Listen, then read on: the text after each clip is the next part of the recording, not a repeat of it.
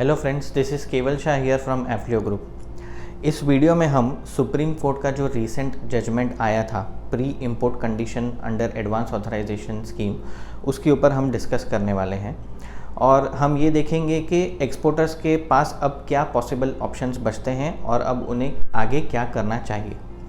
हम सबको पता है कि सुप्रीम कोर्ट का डिसीजन जो है वो एक्सपोर्टर के फेवर में नहीं आया है और अब एक्सपोर्टर्स को IGST पे करना होगा।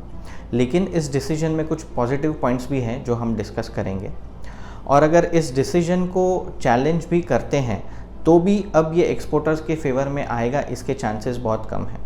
सो एक्सपोर्टर्स को अभी इसके ऊपर कुछ ना कुछ डिसीजन लेना ही पड़ेगा। मुझे पता है कि जो एक्सपोर्टर्स इस इशू को फेस कर रहे हैं उन्होंने इस टॉपिक पे बहुत रिसर्च किया है, लेकिन आई एम श्योर कि इस वीडियो में आपको कुछ नया जानने मिलेगा। So let's get started and discuss this matter in a step by step manner.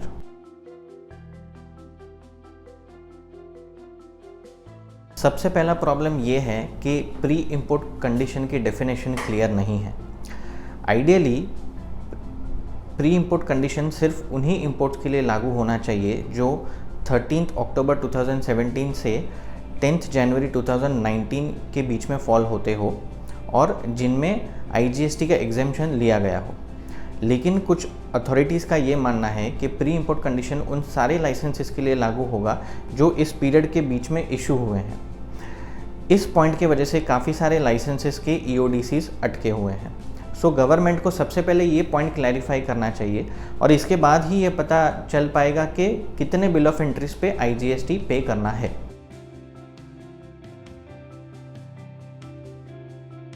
सो अब एक्सपोर्टर्स को IGST पे करना है वो तो श्योर है, लेकिन IGST पे करने के भी दो तरीके हो सकते हैं। पहला तरीका ये है कि आप बिल ऑफ एंट्री को रीअसेस कराएं और IGST पे करें, और दूसरा तरीका ये है कि आप सिर्फ सिंपल पेमेंट कर दें और चालान ले लें। अगर आप बिल ऑफ एंट्री को रीअसेस करा के IGST पे करते हो तो वो IGST आपको GST पोर्टल पे दिखेगी एंड फ्यूचर में आप उसका क्रेडिट ले सकते हैं। लेकिन अगर आप सिर्फ एक सिंपल पेमेंट करके चालान लेते हो तो वो IGST कहीं पे भी रिफ्लेक्ट नहीं होगी और उसका आप क्रेडिट नहीं ले पाओगे। लेकिन यहाँ पर बहुत सारे customs authorities bill of entry को रीअसेस करने नहीं दे रहे हैं। सो ये एक दूसरा बड़ा प्रॉब्लम है कि एक्सपोर्टर्स को अब क्या करना चाहिए और IGST कैसे पे करनी है।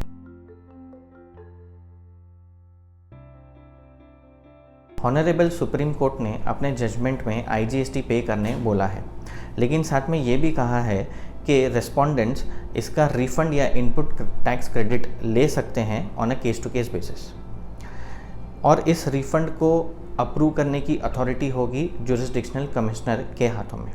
ये एक बहुत बड़ा पॉजिटिव पॉइंट है। लेकिन अब सवाल ये आता है कि ये जजमेंट सिर्फ उन्हीं एक्सपोर्टर्स के लिए लागू है जिनका केस चल रहा था कि ये एक नॉर्मल एक्सपोर्टर्स के लिए भी लागू है। एडवोकेट्स जो इस केस को लड़ रहे थे उनका ये कहना है कि एक नॉर्मल एक्सपोर्टर भी IGST पे करके रिफंड के लिए जुरिस्डिक्शनल कमिश्नर को अप्रोच कर सकता है and jurisdictional commissioner supreme court के इस जजमेंट को ध्यान में रखते हुए डिसीजन ले सकते हैं on a case to case basis.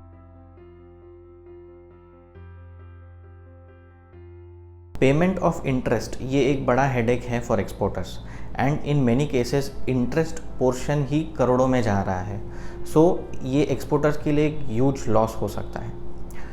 Customs department IGST के साथ साथ इंटरेस्ट भी रिकवर कर रही है, लेकिन बहुत सारे एडवोकेट्स का ये मानना है कि जब रेवेन्यू न्यूट्रल सिचुएशन होती है वहाँ पर इंटरेस्ट नहीं चार्ज कर सकता डिपार्टमेंट। रेवेन्यू न्यूट्रल सिचुएशन का ये मतलब है कि आप गवर्नमेंट को IGST पे कर रहे हैं एंड वो आपको रिफ़ंड दे रही है या इनपुट टैक्स क्रेडिट दे रही हैं, तो इसमें किसी का फ़ायदा या नुकसान नहीं है। It is just giving and taking it back. Therefore payment of interest को भी कोर्ट में चैलेंज किया जा सकता है।